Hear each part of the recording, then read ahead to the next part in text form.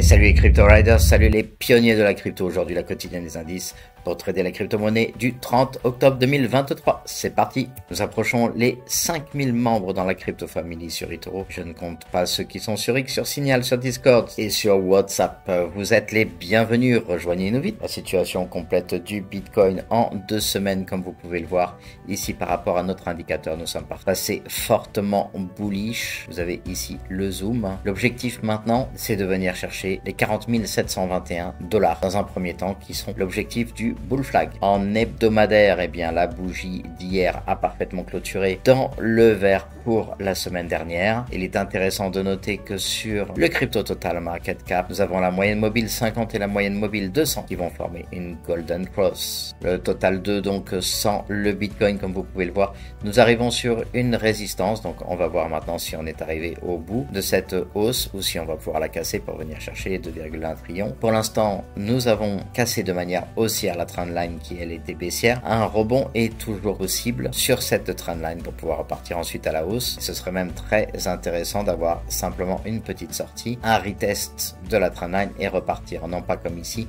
où nous avons fait la sortie et ensuite on a réintégré dessous. Donc à voir, là il nous faut la confirmation de venir chercher la trendline, rebondir dessus pour repartir à la hausse. Le Bitcoin sur une semaine, comme je vous le montrais hier, notre indicateur est en train de passer à l'orange. Donc vous avez ici la partie marron qui est la partie bear, la partie bleue qui est la partie boule. Entre les deux, ce canal qui était rouge pour nous indiquer que nous étions en effet toujours pour lui en bear market. Ici, nous commençons à être dans la zone entre les deux modes. Dès que nous allons passer en bleu pour cet indicateur, on saura qu'on part sur un très joli bull run. Le VXX, le VIX, l'indice de peur sur les marchés, vous êtes plusieurs à me demander ce que j'en pense et si je suis vraiment sûr, etc.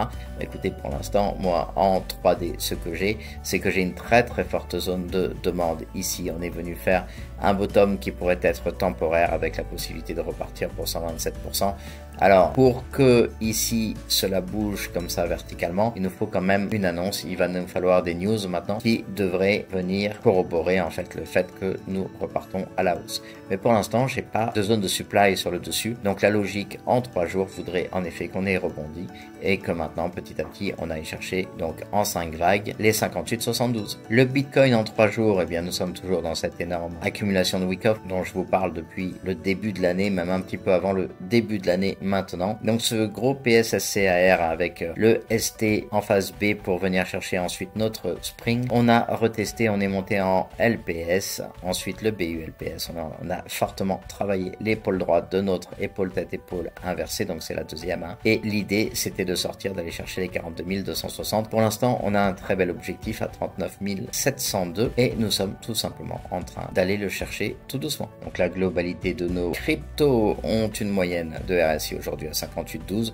Donc on est bien repassé sur le neutral. En fait, on était redescendu, on a fait un petit rebond pour pouvoir ensuite continuer en ce lundi matin à refroidir toutes les alts. Donc vous pouvez le voir, le BTC est en zone neutre actuellement. Vous avez Sol à la limite, Atom qui est encore en zone strong, Magic qui est vraiment à la limite de l'overbought et le Bitcoin en weekly. Donc nous poursuivons nos marches d'escalier avec des bull flags à répétition, le premier, le deuxième et le troisième qui peut nous envoyer directement aux alentours des 44 000, auquel cas il nous resterait 43% à prendre sur le Bitcoin sur le prochain gros mouvement. Les amis, n'hésitez pas, vous pouvez nous rejoindre sur la chaîne YouTube de la Crypto Family sur CryptoKips 911. N'hésitez pas à nous ajouter à vos favoris et à vous abonner. Le BLX en 3 jours, eh bien, comme on le matérialisait lors de la dernière quotidienne crypto, on a fait un joli rebond sur la zone de demande et on est venu chercher notre break of structure. Maintenant, la suite la plus logique, c'est de venir chercher plus 36% sur cette zone de supply matérialisée par ce trait rouge. Toujours en situation 3 jours pour le Bitcoin, et bien voyez que notre indicateur est parfaitement en boule, on est bien au-dessus de notre SSL2 et nous avons notre step pattern qui est parfaitement positionné en attente de la prochaine hausse. Je vous rappelle que concernant les gaps CME, nous avons toujours ce gap à 52 800 et ce gap à 31 755, donc nous venons de passer au-dessus. Maintenant l'idée c'est vraiment de venir combler très certainement le gap haussier rapidement. Et sur la dominance du Bitcoin, eh bien vous avez vu que nous étions bien bullish. Là on est en train de passer en zone neutre avec peut-être une petite latéralisation ou une correction. Nous sommes à 53,88 et nous attendons toujours la possibilité de rentrer à l'intérieur de ce rectangle aux alentours des 57%. Là, les amis, je vais vous demander d'être très attentifs à ce que je vais vous montrer. Donc dans la phase actuelle, je vais vous le montrer dans la dernière quotidienne, nous avons ici un Bitcoin qui est fortement résilient, qui est à la hausse, alors que notre SP500 et notre Nasdaq, eux, sont en train de fortement corriger. L'idée, c'était de vérifier est-ce que c'est déjà arrivé dans le passé.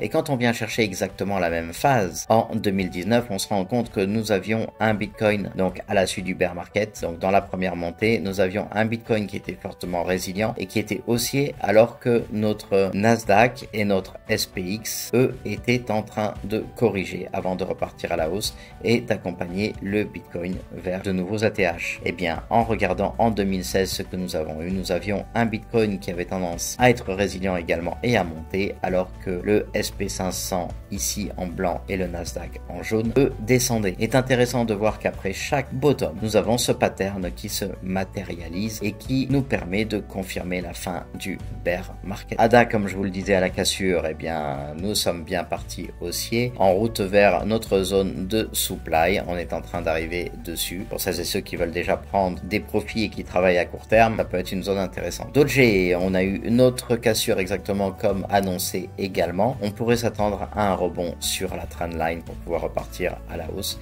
et venir chercher notre zone de supply. Et sur Avax, pareil, lors de la dernière quotidienne, je vous disais qu'on allait casser.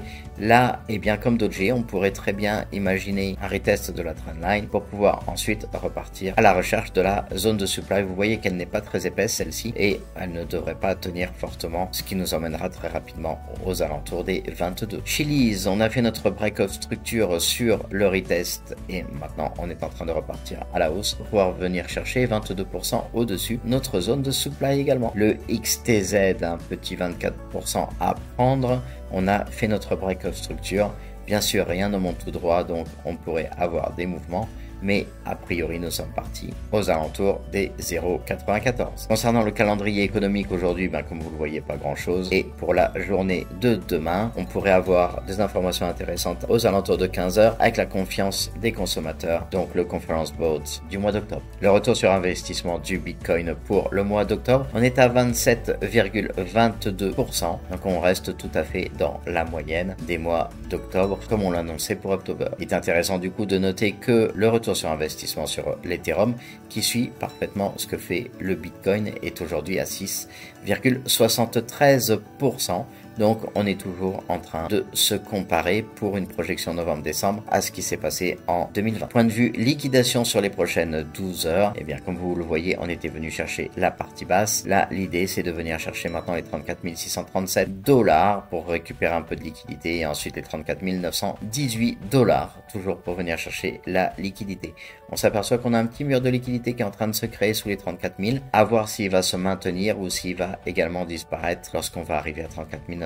Total des liquidations sur les 24 dernières heures, nous avons 32 314 traders qui se sont fait liquider, soit à peine 68 millions, dont 23 millions de longues pour 44 millions de shorts. Sur les 7 derniers jours, comme vous pouvez le voir, toutes nos cryptos sont bien dans le vert. C'est le cas également sur les dernières 24 heures. Le Bitcoin se trade aujourd'hui à 34 510. Donc on a parfaitement tenu après la clôture weekly l'ancienne zone de range du bull market. Nous avons un Ethereum à 1824 $. Concernant le Fear and Greed Index, notre indice de peur et de cupidité sur les marchés, nous sommes à 68 aujourd'hui. Une légère correction de 72 à 68 et on le retrouve ici parfaitement sur le graphique global. On s'aperçoit qu'on reste quand même dans la zone greedy. Et sur le CBBI, notre indice pour le 30 octobre est de 43. 43, vous voyez qu'on est déjà un petit peu plus haut que ce qui s'est passé en 2013. Bien sûr, il y avait peu de mouvements. Maintenant, aux alentours de 2016, 2017 et 2020-2021, nous sommes parfaitement en train de travailler les mêmes résistances. Je vous le rappelle, on attend un point pivot aux alentours de 47. Concernant le Bitcoin et le Season, nous sommes à 18. On maintient, nous étions à 16 hier. On maintient tranquillement notre zone. Le Bitcoin travaille tranquillement cette petite zone, ce qui empêche pour l'instant les alts de pouvoir exploser. Dans le top 50 ventes sur les 90 derniers jours, nous avions un BTC à plus 22% à la 10e position. Donc bien établi dans le vert pour l'instant avec notre indice à 16 sur la Bitcoin Season. Nous avons devant Rune, Link, Sol, AV et TRX. Dans les top winners aujourd'hui, nous avons le BLZ avec l'Inde également. Nous avons Polymath et Polymesh qui ont de bons résultats. On s'aperçoit sur les 30 derniers jours, Polymesh a pris plus de 200%, Polymath a pris plus de 191%. Le BLZ est quasiment aux 100% déjà. Et AVE sur les 7 derniers jours nous a fait quelque chose d'intéressant, quasiment 50%. Et il ne nous reste plus que 176 jours pour le halving du Bitcoin. Ça diminue rapidement. Nous avons déjà miné 87,86% des blocs de ceci. Les amis, n'hésitez pas, abonnez-vous et activez la petite cloche pour recevoir toutes les vidéos et toutes les quotidiennes crypto. Et bien sûr, toutes les informations importantes pour trader la crypto, savoir où nous en sommes sur le cycle, savoir quand sortir, quand rentrer. Je vous souhaite d'excellents trades à tous et n'oubliez pas que votre portefeuille soit crypto.